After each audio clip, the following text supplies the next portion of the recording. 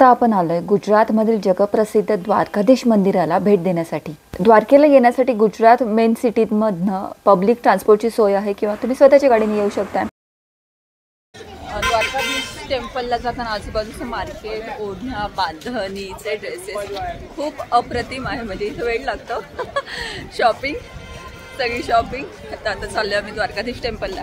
मुख्य मंदिरामध्ये purse, mobile, खाण्याच्या वस्तू, बॉटल्स काहीच अलाउड नाहीये। मंदिराच्या बाहेर लॉकरची सोय आहे।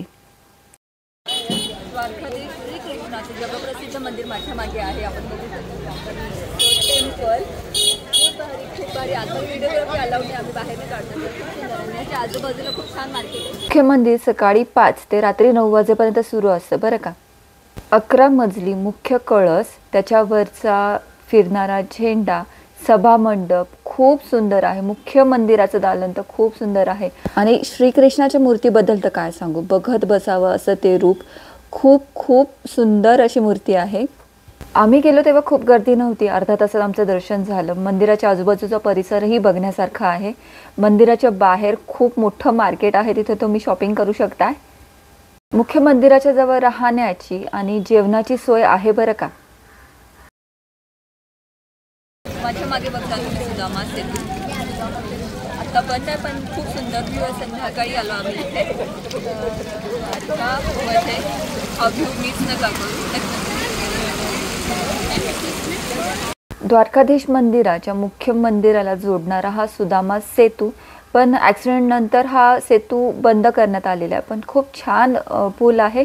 रात्री इथे खूप सुंदर लाइटिंग केलेलं आहे, त्यामुळे आणि सनसेट पॉइंट इथे तुम्हाला बसून अनुभवता येईल। इथे तुम्ही थोडासा निवांत वेळ घालवू शकता। कॅमल सफारी ट्राय करू शकता। खूप छान आहे हे दृश्य आणि समुद्राच्या जवळचा इथे सनसेट पॉइंट पण दिसतो बरं का। अजून सगळ्यात महत्त्वाचं की द्वारकेच्या आजूबाजूला पण बरेच सारी ठिकाणं आहेत फिरण्यासाठी। द्वारका बेट, रुक्मिणी मंदिर, गोपी तलाव, नागेश्वर महादेव मंदिर, सिद्धेश्वर महादेव मंदिर, गायत्री मंदिर। द्वारका बेट पण अगदी जवळ आहे। सनसेट पॉइंट आणि गीता मंदिर आणि भडकेश्वर महादेव मंदिर पण जवळच आहे।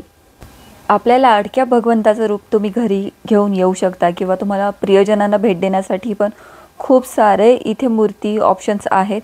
बांधणीच्या साड्या, बांधणीच्या ओढण्या पण खूप सुंदर आहे। शॉपिंगचा मोह आवरणारच नाही तुम्हाला इथे। श्रीकृष्णाच्या मूर्त्या मला इथे खूप आवडल्या, फ्रेम्स पण मला इथे खूप आवडल्या। एवढं मी भारतभर फिरले, पण इथे जे काही फ्रेम्स मिळतात ते खूप सुंदर आहेत। द्वारकेला नक्की भेट द्या, द्वारका खूप सुंदर आहे। द्वारका बेटची पण माहिती सांगणार मी व्हिडिओ केलेला आहे, तो पण नक्की बघा। जय द्वारकाधीश।